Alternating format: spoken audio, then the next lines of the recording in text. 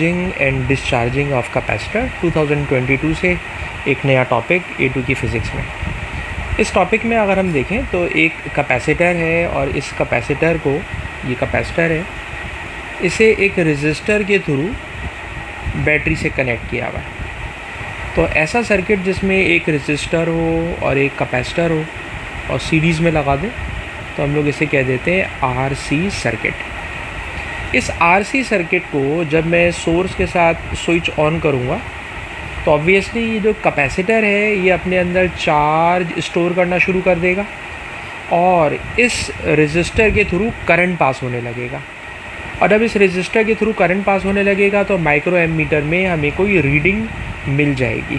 ठीक, तो जरा इस चीज़ को नोट्स में पढ़ के चलें तो ज़्यादा अच्छी वर्डिंग समझ में आएगी कि जब आप कैपेसिटर को बैटरी के साथ कनेक्ट करते हो और स्विच को ऑन कर देते हो, टर्मिनल P के साथ कनेक्ट कर दिया, तो जाहिर सी बात है कि करंट फ्लो करने लगेगा, माइक्रो एमीटर में रीडिंग आने लगेगी और ये करंट की रीडिंग शुरू में बहुत ज़्यादा होगी, ठीक है जनाब, लेकिन फिर ग्रेजुअली कम होने लगेगी। ठीक, एक बात। दूसरी बात ये ख्याल रखिएगा कि हम लोग जब AS की फ़िज़िक्स में पढ़ाते हैं कि रेजिस्टर जब सीरीज़ में लगे हुए होते हैं तो जो टोटल EMF होती है वो सब में डिवाइड हो जाती है। लेकिन याद रखिएगा जब RC सर्किट होता है तो फॉर एग्ज़ाम्पल 12 वोल्ट की बैटरी है तो यही 12 वोल्ट कैपेसिटर पर आ जाएगा, यही 12 वोल्ट रेजिस्टर पर आ जाएगा और इन दोनों में PD डिवाइड नहीं होता। ठीक है जनाब, PD डिवाइड नहीं होता। तो शुरू में बिल्कुल स्टार्टिंग में पूरा 12 वोल्ट कैपेसिटर को भी मिलेगा, पूरा 12 वोल्ट रेजिस्टर को भी मिलेगा, चार्जिंग भी बहुत ज़ोरदार स्टार्ट होगी, करंट भी बहुत ज़्यादा होगा। पर ऑब्वियसली जैसे जैसे कैपेसिटर भरता चला जाएगा तो करंट की जो फ़्लो है वो भी आहिस्ता आहिस्ता कम होने लगेगा। ठीक है जनाब, और करंट की रीडिंग भी कम होना शुरू हो जाएगी।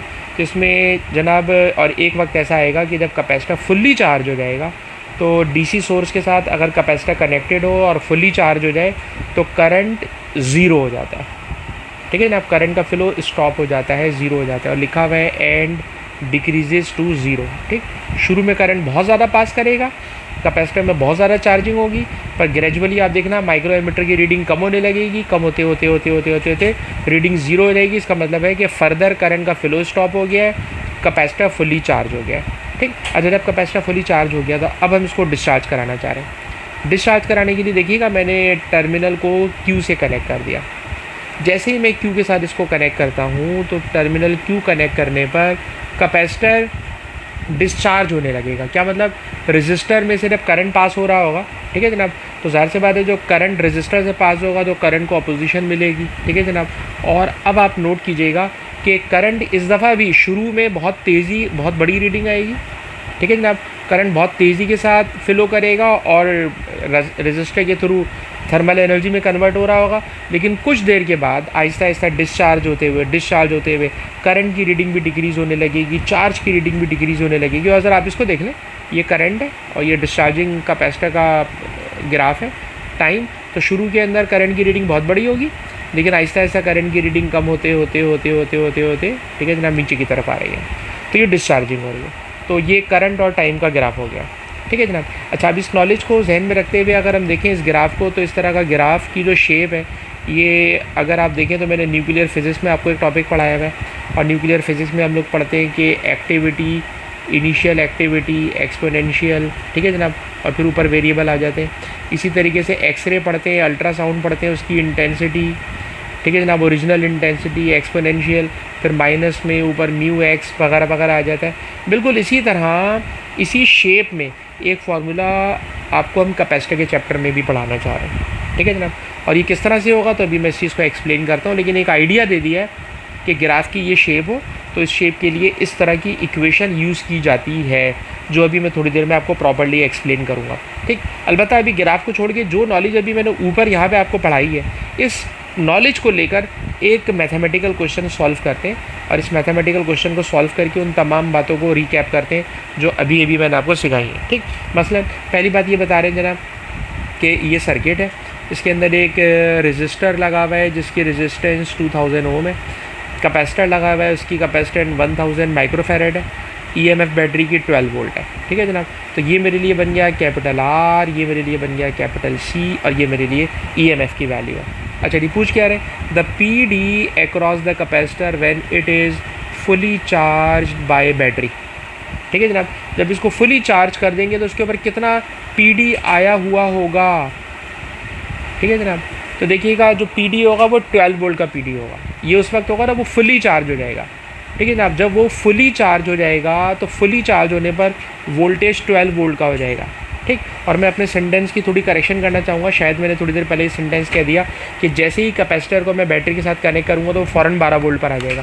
फ़ौरन 12 वोल्ट पर नहीं आएगा, बल्कि जब जब कैपेसिटर के ऊपर चार्ज ग्रेजुअली इंक्रीज़ हो रहा होगा, तो जैसे जैसे चार्ज इंक्रीज़ हो रहा होगा वैसे वैसे उसके ऊपर पी डी इंक्रीज़ हो रहा होगा। तो 12 वोल्ट का कैपेसिटर के ऊपर जो पी डी है वो डायरेक्टली नहीं आता, अलबत्ता रजिस्टर के ऊपर पूरा 12 वोल्ट आ जाएगा। रजिस्टर पूरा 12 वोल्ट उठा लेता है, कनेक्ट करते ही 12 वोल्ट उठा लेता है। ठीक है जनाब, लेकिन जो कैपेसिटर होता है, इस कैपेसिटर के ऊपर जो पी डी आता है वो चार्ज के साथ ग्रेजुअली इंक्रीज़ होता है। जैसे जैसे चार्ज बढ़ता चला जाएगा वैसे वैसे कैपेसिटर का पी डी बढ़ता चला जाएगा, और जब कैपेसिटर फुली चार्ज हो जाएगा तो उसका पी डी सोर्स के ईएमएफ के बराबर हो जाएगा, that is equal to 12 volt. तो रजिस्टर शुरू से ही 12 वोल्ट पर आ जाता है, कैपेसिटर शुरू से 12 वोल्ट पे नहीं आता। पहले वोल्टेज ज़ीरो होता है क्योंकि चार्ज ज़ीरो होता है, ग्रेजुअली चार्ज बढ़ना शुरू होता है तो उसका वोल्टेज भी बढ़ना शुरू होता है, और जब वो फुली चार्ज हो जाएगा तो वो बैटरी के बराबर हो जाएगा। तो इस चीज़ को ज़रा करेक्शन कर लीजिएगा। अच्छा जी, उसके बाद कह रहे हैं the charge stored by the capacitor when it is fully charge. तो ज़ाहिर सी बात है जब वो फुली चार्ज हो गया है तो अब हमने क्या कैलकुलेट करना है उसका चार्ज, तो Q equal to C V हमारे पास फॉर्मूला है।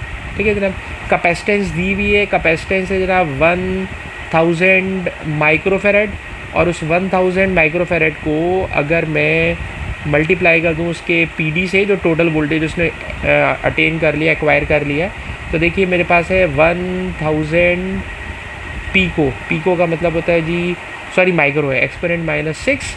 इसको मैं मल्टीप्लाई करूँगा वोल्टेज से, वोल्टेज है 12 वोल्ट, और जब 12 वोल्ट से आपने कर लिया तो ये चार्ज की वैल्यू आ गई, और इस चार्ज की वैल्यू को अगर मैं लिखना चाहूँ तो ये 12 मिली कूलम बन रही है।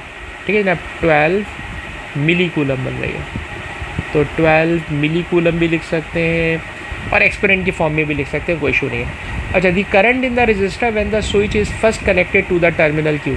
करंट कैलकुलेट करना है, करंट। तो बताइए करंट के लिए, ठीक है जनाब, करंट के लिए आपको अभी मैंने बताया कि I is equals to V upon R, क्योंकि रजिस्टर के ऊपर पूरा वोल्टेज आ जाता है, V अपॉन R। ठीक है जी, तो वोल्टेज आ गया था पूरा पूरा 12, और रेजिस्टेंस है उसकी 2000। जब आपने डिवाइड किया तो ये रिज़ल्ट आ गया, और इसको भी अगर एक्सपोनेंट की फॉर्म में लिखना चाहूँ तो it will be 6 milli ampere, it will be 6 milli ampere. ठीक है जनाब, तो मैं बार बार इस बात को रिपीट कर रहा हूँ कि जब RC सर्किट होता है, RC सर्किट में जब आप रजिस्टर और कैपेसिटर को कनेक्ट करते हो तो रजिस्टर पर पूरा वोल्ट एकदम से आ जाता है 12 वोल्ट, कैपेसिटर के ऊपर शुरू में ज़ीरो होता है, बहुत तेज़ी के साथ चार्ज इसके ऊपर चार्जिंग होती है, और इसके ऊपर चार्ज ग्रेजुअली बढ़ रहा होता है, वोल्टेज भी ग्रेजुअली बढ़ रहा होता है, और जब फुली चार्ज हो जाएगा तो उसके ऊपर वोल्टेज भी 12 वोल्ट का आ जाएगा। अच्छा जी, क्वेश्चन का फर्स्ट पार्ट हो गया। आप कह रहे जी बी पार्ट के अंदर कह रहे हैं explain what happen to the amount of charge stored on the plates in the moment after the switch is first connected to terminal Q.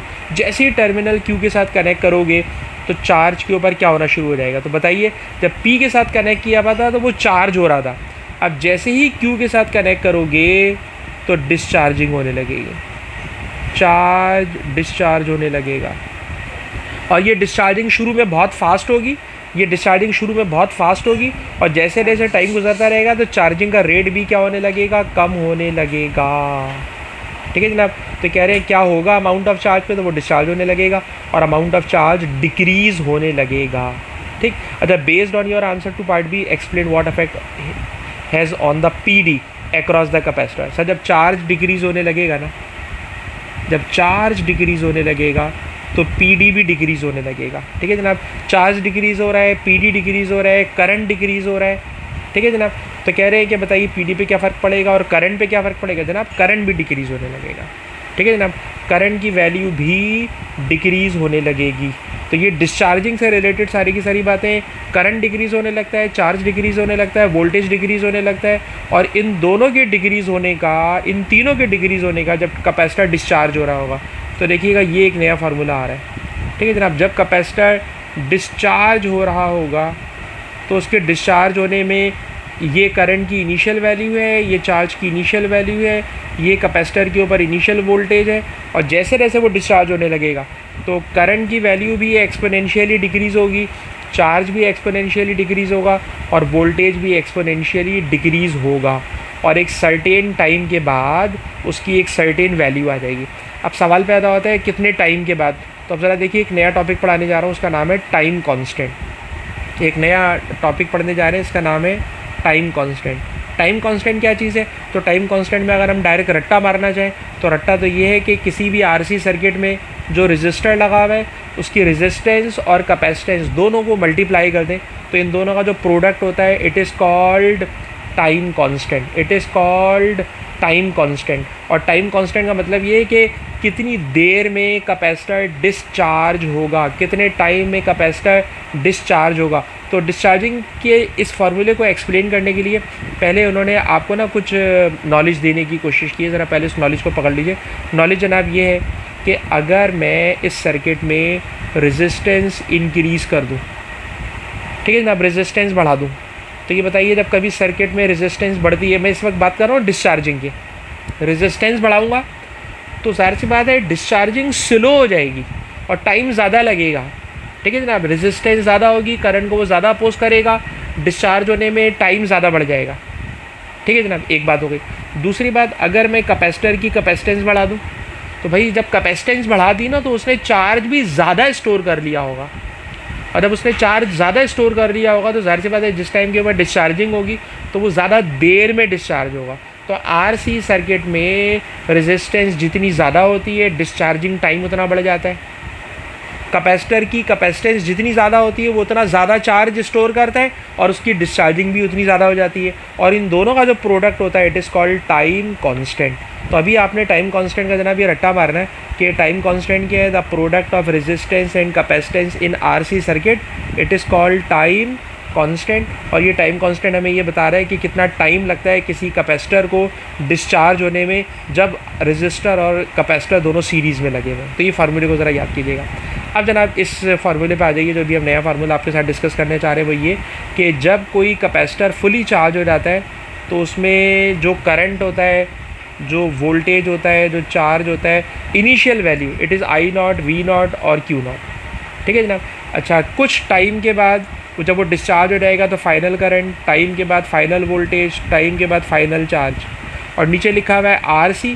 इसी आरसी का नाम क्या है? Time constant. और ये मैंने लिखा हुआ है आई नॉट इनिशियल करंट है, तो आई फाइनल करंट की वैल्यू है। ठीक है जी। और जिन बच्चों ने एक्सरे के क्वेश्चन करे हुए, न्यूक्लियर फिजिक्स के क्वेश्चन करे हुए, उनको ये वाली बात ज़रा जल्दी समझ में आ जाएगी कि वहाँ पर भी हम लोग इसी तरह करते हैं कि ये इनिशियल वैल्यूज़ होती हैं, ये फाइनल वैल्यू होती है, ये इनिशियल वैल्यू होती है और ये फाइनल वैल्यू होती है। अब मैं इसके क्वेश्चन कराऊंगा तो आपको बेहतर समझ में आएगा। आइए एक क्वेश्चन करते हैं। क्वेश्चन जनाब ये है कि एक कैपेसिटर है और ये जो कैपेसिटर है इसकी कैपेसिटेंस है 500 माइक्रोफैरड। इसके ऊपर वोल्टेज अप्लाई कर दिया है 240 वोल्ट, और इस कैपेसिटर के साथ एक रेजिस्टर भी लगा हुआ है क्योंकि ये आरसी सर्किट हम लोग पढ़ रहे हैं। और क्वेश्चन ये है, क्वेश्चन का फर्स्ट पार्ट ये समझ लें, फर्स्ट पार्ट है जिसको स्टेप नंबर 1 कह रहा हूँ। ये बताइए कि सर्किट में इनिशियल करंट कितना होगा। इनिशियल करंट तो V = IR, आई को अलग कर लिया। वोल्टेज आपको पता है रेजिस्टर के ऊपर वोल्टेज पूरा आ जाता है, पूरा का पूरा वोल्टेज आ जाएगा 240 वोल्ट। ठीक है जनाब। रेजिस्टर की रेजिस्टेंस 600, तो it will B initial current. Initial current है 0.40 एम्पेयर। तो ये हमारे पास हो गया इनिशियल करंट, ये इनिशियल करंट हो गया। सवाल, सर कितना टाइम लगेगा इसको डिस्चार्ज होने में? तो डिस्चार्ज होने के टाइम की कैलकुलेशन है रेजिस्टर और कैपेसिटेंस का प्रोडक्ट। रेजिस्टेंस 600 है, कैपेसिटेंस 500 माइक्रोफैरड है। सॉल्व करोगे तो टाइम कांस्टेंट की वैल्यू आ गई।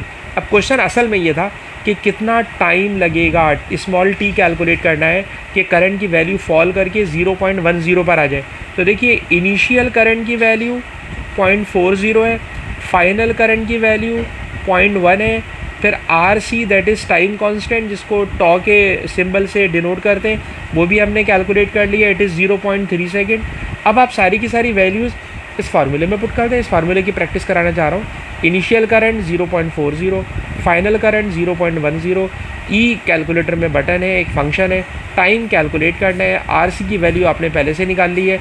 उसके बाद जो मैथमेटिकल कैलकुलेशन है, ये सारी की सारी मैथमेटिकल कैलकुलेशन न्यूक्लियर फिजिक्स में और एक्सरे वाले क्वेश्चन में हम आपको सिखा चुके कि ई को ख़त्म करना हो तो आप एक्सपोनेंशियल ख़त्म करने के लिए एंटी लॉग लगाते हैं, एंटी लॉग को कैलकुलेटर में एल एन के बटन से शो करते हैं, तो ये टाइम आ जाएगा 0.41 सेकेंड। तो इतना टाइम लगेगा कैपेसिटर को डिस्चार्ज होने में और करंट की रीडिंग को 0.4 एम्पियर से फॉल करके 0.1 सेकेंड तक आने में उसको टाइम लगेगा 0.41 सेकेंड। ठीक, एक और क्वेश्चन देखिए ज़रा जल्दी से। कह रहे हैं जनाब एक कैपेसिटर है 400 माइक्रोफेराड का, इसके वो 12 वोल्ट की बैटरी से कनेक्ट किया हुआ है, ठीक है जनाब, और इसके साथ एक रजिस्टर लगा हुआ है, उसकी वैल्यू है 600 ohm. Calculate the charge stored on the capacitor, capacitor पर कितना चार्ज आएगा, चार्ज कैलकुलेट करना है, ठीक है जनाब। तो आप ये बताइए Q equal to C V, Q equal to C V. तो जब Q equal to C V का हमारे पास फार्मूला होता है, तो इस Q equal to C V के फार्मूले में अब ज़रा देखिए वैल्यूज़ क्या क्या दे रहे हैं। वो C है हमारे पास है 400, ठीक है, Q कैलकुलेट करना है, तो हमारे पास Q का फार्मूला है Q equal to C V. तो C है जनाब कैपेसिटेंस दैट इज़ 400 माइक्रो, ये मैंने माइक्रो फेराड लिख दिया, ये 400 माइक्रो फेराड हो गया। मल्टीप्लाई करना है इसको वोल्टेज से, वोल्टेज 20 वोल्ट का है और 20 वोल्ट के वोल्टेज को लेकर चला तो ये बन गया 8 मिली कूलम, तो ये बन गया जनाब 8 मिली कूलम। ये मैक्सिमम चार्ज होगा जो कैपेसिटर अपने ऊपर स्टोर कर सकेगा by the application of 20 volt. कह रहे हैं calculate the time constant, time constant का फार्मूला होता है R इंटू सी, R इंटू सी। अब आप R इंटू सी की बात करें तो R है resistance that is 400, C capacitance है 400 माइक्रोफेराड।